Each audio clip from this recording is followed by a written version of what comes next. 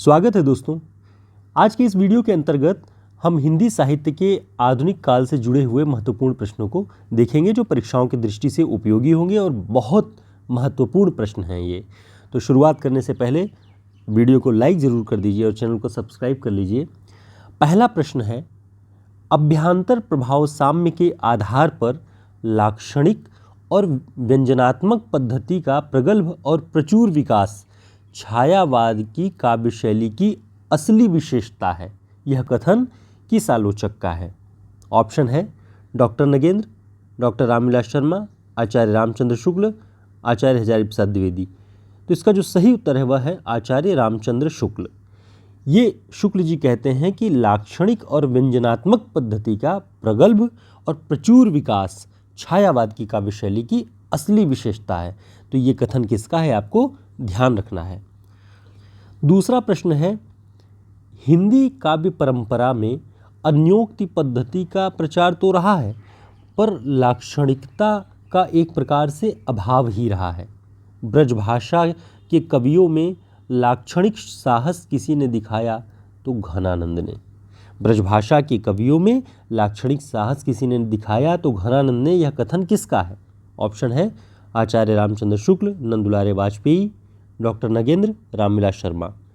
इसका सही उत्तर है आचार्य रामचंद्र शुक्ल। शुक्ल जी ने कहा कि ब्रजभाषा के कवियों में लाक्षणिक साहस दिखाने वालों में अगर कोई आता है तो घनानंद जी ही हैं। तो ये आप ध्यान रखिएगा, घनानंद से जुड़े हुए बहुत महत्वपूर्ण ये पॉइंट हैं जो शुक्ल जी के अनुसार हैं। इसका प्रमुख जो पॉइंट है वो है कि शुक्ल जी ने इसे पंत जी के संदर्भ से जोड़ा है कि तृतीय उत्थान में सबसे लाक्षणिक साहस पंत जी ने पल्लव में दिखाया। यानी वे लिखते हैं कि पहले तो घनानंद का नाम वो लेते हैं, लेकिन उसी तरह का अगर किसी ने साहस, लाक्षणिक साहस दिखाया है तो पंत जी ने अपनी रचना पल्लव में दिखाया हुआ है। तो इसे आप ध्यान रखेंगे। अगला जो हमारा पॉइंट है, हमने इसे पॉइंट के रूप में लिखा हुआ है कि साम्य, जो साहित्य के अंतर्गत, काव्य रचना के अंतर्गत साम्य नाम का एक शब्द आता है कि साम्य असल में कितने प्रकार का होता है। तो शुक्ल जी ने इसे 3 प्रकार का बताया है, सादृश्य, साधर्म्य और शब्द साम्य।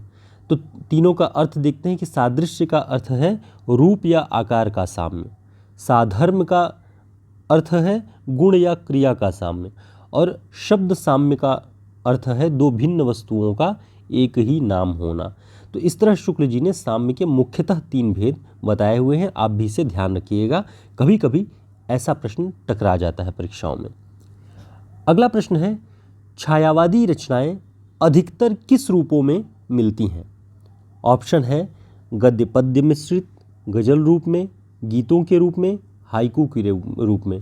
तो छायावादी रचनाएं अधिकतर गीतों के रूप में दिखाई पड़ती हैं, शुक्ल जी ऐसा लिखते हैं। और वे लिखते हैं कि छायावाद की प्रवृत्ति अधिकतर प्रेम गीतात्मक है। तो ऐसा कभी प्रश्न बने कि किसके अनुसार छायावाद की प्रवृत्ति अधिकतर प्रेम गीतात्मक है, तो आचार्य शुक्ल जी के अनुसार। तो आपको सारी तरफ से हर एक प्रश्न को दाएं बाएं दोनों तरीके से सोच करके रखना होगा, क्योंकि कई बार हम एक ही तरह के माइंडसेट से जब किसी प्रश्न को हल करते हैं तो कभी दूसरी दृष्टि से जब उसे पूछा जाएगा तो हम उलझ जाते हैं या गलत कर बैठते हैं। तो आपको उस दृष्टि से भी तैयार रहना है। दोस्तों, उत्तराखंड के आपके एग्ज़ाम हैं और बिहार जो बीपीएससी टीजीटी पीजीटी के एग्ज़ाम हैं, उन सारी परीक्षाओं को ध्यान में रखते हुए साथ ही DTPLSB के लिए हमने ये सारे के सारे नोट्स तैयार किए हुए हैं। ये सारी क्लासेस आपको उसी पर बेस्ड मिलेंगी जो आपका सिलेबस है टीजीटी पीजीटी का। साथ ही यूजीसी नेट के लिए भी हमारी क्लासेस बहुत इंपॉर्टेंट हैं आपके लिए, आप इसका स्तर देख रहे होंगे। तो आपको अगर ये सारी की सारी क्लासेस, सारे नोट्स हर विषय पर इकट्ठा एक जगह अगर चाहिए हो तो आप प्रिंट फॉर्म में भी ले सकते हैं इसे, और अपनी सुविधा अनुसार इसे आप PDF भी प्राप्त कर सकते हैं हमारे इस नंबर पे कांटेक्ट करके। ये जो हमारा हिंदी साहित्य का शॉर्ट नोट्स है डेफिनेटली आपके लिए बहुत उपयोगी होगा। आप रिवाइज बेहतर तरीके से कर सकते हैं और सारे इंपॉर्टेंट क्वेश्चंस आपको एक जगह मिल जाएंगे। तो वीडियो को लाइक भी कर दीजिएगा और नोट्स के लिए आप हमारे नंबर पर संपर्क कर सकते हैं। अगला प्रश्न है, ले चल वहाँ भुलावा देकर मेरे नाविक धीरे धीरे, जिस निर्जन में सागर लहरी, अंबर के कानों में गहरी, निश्चल प्रेम कथा कहती हो, तज कोलाहल की अवनीरे। यह पंक्तियाँ किस कवि की हैं? ऑप्शन है महादेवी वर्मा, जयशंकर प्रसाद, सुमित्रानंदन पंत, श्रीधर पाठक। तो इसका जो सही उत्तर है वह है जयशंकर प्रसाद। ये जो काव्य पंक्तियाँ हैं जयशंकर प्रसाद जी की लहर नामक कविता संग्रह से ली गई हैं। आगे हमने कुछ पॉइंट्स के रूप में आपके लिए नोट्स रखा हुआ है, जो कि ऑब्जेक्टिव रूप में न हो कि वन लाइनर के रूप में है।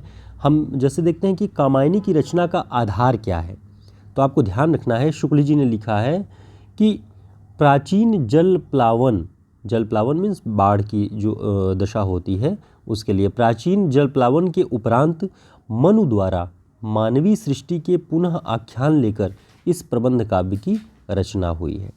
ठीक, तो जल प्लावन इस कामायनी की रचना के केंद्र में है और यह एक प्रबंध काव्य किस्म का है, ये शुक्ल जी कहते हैं। प्रसाद जी का दार्शनिक आधार आनंदवाद है। हम सभी जानते हैं कि उनके रचनाओं का दर्शन क्या है, आनंदवाद।